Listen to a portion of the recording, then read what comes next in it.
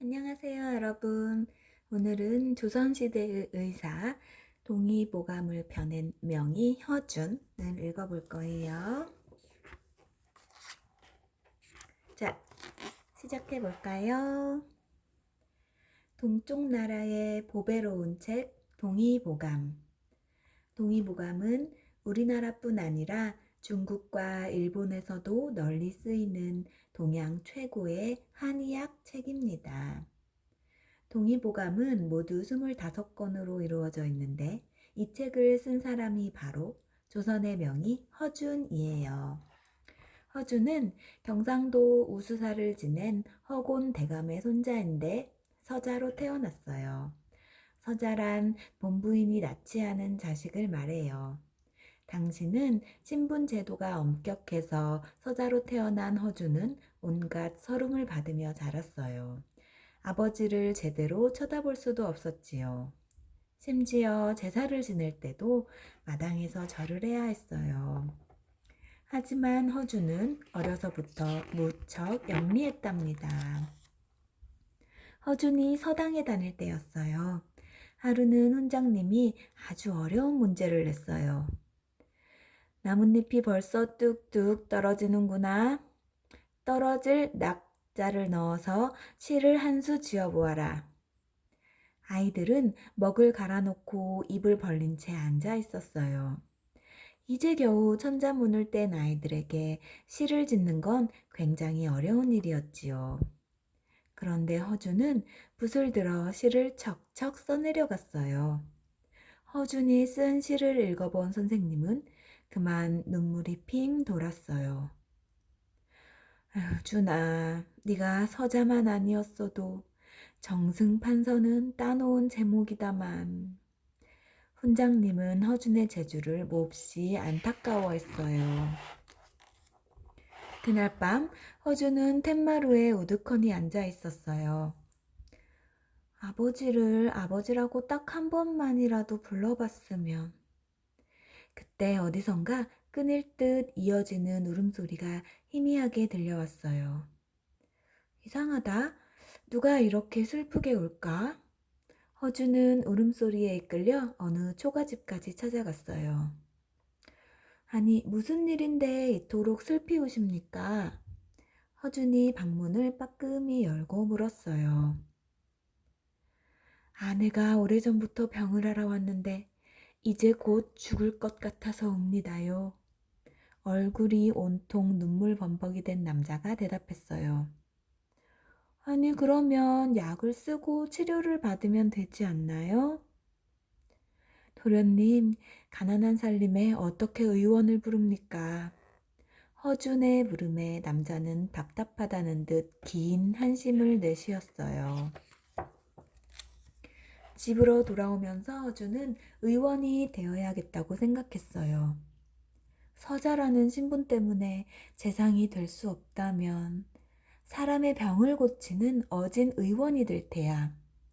그날부터 허준은 여기저기 찾아다니며 의원이 되는 방법을 물었어요. 맨 먼저 훈장님을 찾아갔어요. 훈장님은 허준의 처지를 잘 알고 있었기에 많은 도움을 주었어요. 내 스스로 갈 길을 찾다니 참으로 기특하구나. 중국에 황제 내경이나 본초 강목이란 의서가 있는 걸로 알고 있다. 구하기 힘들 테니 내가 힘써보마.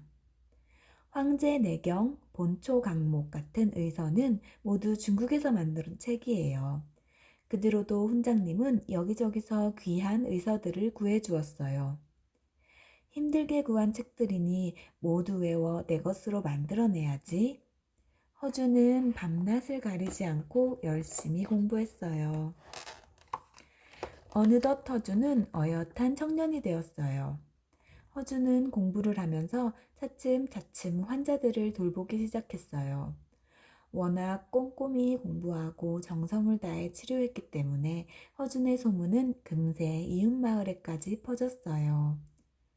허준이란 젊은 의원이 그렇게 용하다며? 가난한 환자한테는 돈 한 푼 받지 않고 치료해준다지 뭔가. 젊은 의원 허준이 명이라는 소문은 멀리 한양에까지 전해졌어요. 하루는 한양의 유희춘 대감댁 하인이 허준을 찾아왔어요. 안방마님께서 편찮으셔서 허준 의원님을 모시러 왔습니다. 가서 보니 부인은 이미 병이 깊어 있었어요. 허준은 해가 뜨기 전에 일어나 풀잎에 맺힌 이슬방울을 모아 그물로 약을 다렸어요. 허준이 정성껏 다린 약을 먹고 부인은 한 달도 안 돼 자리를 털고 일어났어요. 그토록 뛰어난 의술을 시골 구석에서 썩혀서야 되겠나? 유대감은 궁궐에 들어가 허준을 청거했어요.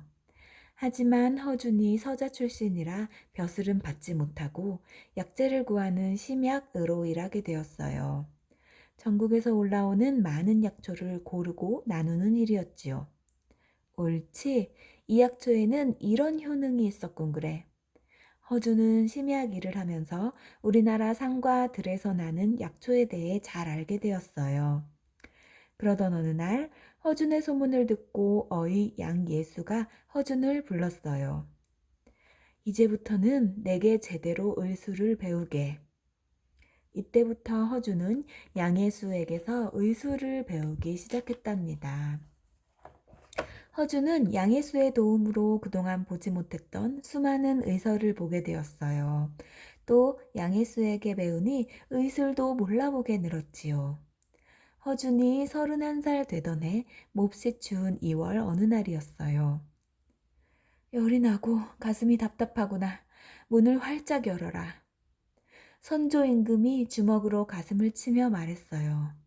마침 내의원에 있던 허준이 임금님 앞으로 급히 불려갔어요.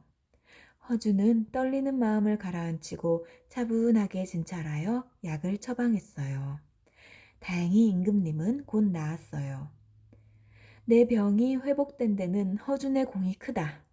허준에게는 사슴 가죽을 상으로 내리도록 하라. 이 일로 허준의 의술은 궁궐 안팎에 널리 알려졌어요. 얼마 뒤 어린 왕자가 병으로 알아누웠어요. 열이 나고 땀이 비오듯 흐르는 걸 보니 두창이 틀림없어. 허준은 왕자의 증상을 보고 두창이라 판단했어요. 두창은 열이 심하게 나고 온몸에 종기가 생겨 고름이 흐르다 결국엔 죽고 마는 무서운 병이 전염병이에요. 왕자의 몸에서 나는 고름 냄새가 코를 찔렀지만 허준은 한시도 왕자의 곁을 떠나지 않고 치료에 매달렸어요. 허준은 그동안 읽은 의서의 내용을 모두 떠올리며 온갖 방법을 동원해 두창을 치료했어요. 그러자 왕자는 씻은 듯이 나았어요. 당시만 해도 전염병에 걸리면 다 죽는 줄만 알았어요. 왕자를 낫게 한 허준에게 당상관 벼슬을 내려라. 임금님이 기뻐하며 허준에게 높은 벼슬을 내리자 다른 벼슬아치들이 벌떼같이 들고 일어나 반대했어요. 하지만 임금님은 명을 거두지 않았어요. 허준이 당상관이 된 지 3년째 되던 해 임진왜란이 일어났어요. 조선에는 훈련된 군사는 물론 변변한 무기조차 없었어요. 왜군은 새로운 무기조총을 앞세우고 순식간에 한양까지 밀고 올라왔어요. 전하, 어서 북쪽으로 피난을 가셔야 합니다. 더 이상 지체할 시간이 없습니다. 신하들은 저마다 살 길을 찾아 흩어졌어요. 허준을 비롯한 몇 사람만 임금님 곁에 남아 있었지요. 피난길에 전하께서 병이라도 나시면 큰일이야. 또 전쟁 중에는 다친 백성도 많을 테니 약재를 더 많이 준비해야겠어. 허준은 자신의 짐은 하나도 없이 약재 보따리만 주렁주렁 챙겼어요. 허준은 임금님을 모시고 오랫동안 의주에 머물렀어요. 허준의 곁에는 피난 오면서 생긴 부상자들과 몹쓸병에 걸린 사람들로 넘쳐났어요. 줄을 서서 한 사람씩 치료를 받으시오. 허준은 피난지에서 환자들을 치료하는데 온 정성을 다했어요. 의원에게는 임금님이나 백성이나 모두 똑같은 환자일 뿐이다. 허준은 한결같은 마음으로 치료했어요. 또 전쟁터에서 상처를 입고 온 사람도 많았어요. 허주는 배가 터진 사람을 꿰매면서 몸 안의 내장을 보았고 다리가 부러진 사람을 치료하면서 뼈의 모양을 보았어요. 환자를 치료하면서도 허주는 끊임없이 배웠지요. 그러던 어느 날 한 나무꾼이 늙은 어머니를 지게에 지고 물어물어 허준을 찾아왔어요. 그리 큰 병은 아니네만 허준은 한심하다는 듯 혀를 끌끌 차며 나무꾼에게 말했어요. 너무 오래되어서 병이 깊어졌네. 지금껏 무얼 했는가? 그러자 나무꾼은 울컥 분통을 터뜨렸어요. 하루 종일 나무를 해서 겨우 먹고 사는 처지에 한 뿌리에 수십 냥 하는 약재를 어찌 살 수 있겠습니까? 궁궐에서 쉽게 약재를 써왔던 허주는 중국에서 들여오는 약재가 터무니없이 비싸다는 것을 잊고 있었던 거예요. 전국의 들과 산으로 약초를 구하러 다니던 심약 시절이 떠올랐지요. 우리 땅에서 나는 약초를 쉽게 쓸 수 있어야 할 텐데 우리 약재로 처방한 의서를 누구나 쉽게 읽을 수 있는 언문으로 펴내야겠구나. 허주는 갑자기 긴 터널 앞에 선 듯했어요. 전쟁이 끝나자 임금님은 긴 피난살이를 끝내고 궁궐로 돌아왔어요. 몸바쳐 백성을 돌본 허준에게 정일품 벼슬을 내리노라. 그러자 이번에는 지방 선비들까지 나서서 거세게 반대했어요. 하는 수 없이 허준의 벼슬을 한 단계 낮추었지만 임금님은 허준을 항상 곁에 두었어요. 하루는 임금님이 허준을 불렀어요. 전쟁을 치르는 동안 수많은 백성이 약한 척 제대로 못 써보고 죽어갔는데 가난한 백성을 구할 방법이 없겠소? 허준은 오래전부터 느껴왔던 자신의 생각을 말했어요.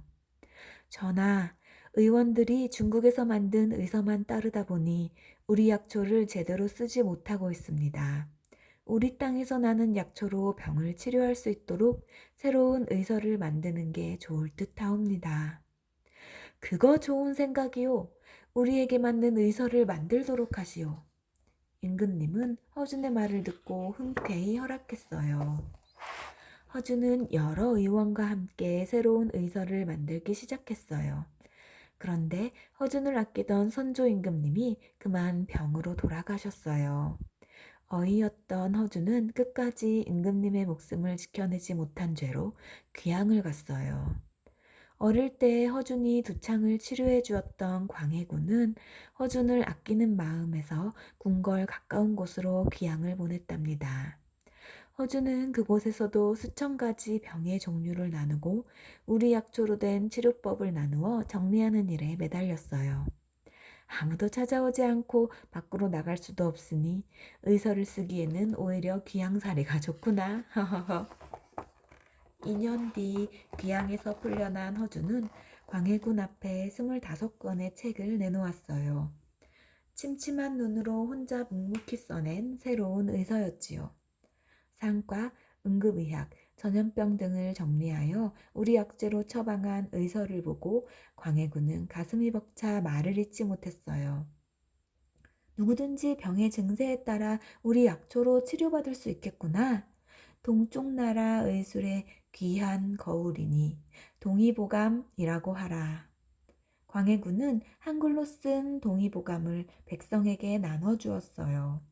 또한 한문으로도 쓰여 널리 일본과 중국에까지 알려졌지요. 동의보감을 펴낸 5년 뒤 허준은 조용히 눈을 감았어요. 임금님의 한 사람을 위한 어이가 아니라 온 백성의 명이었던 허준이 죽자 백성은 어버이를 잃은 듯 크게 슬퍼하였답니다. 네, 여러분 조선시대의 의사 허준 재밌었나요? 그럼 다음 시간에 또 만나요. 안녕.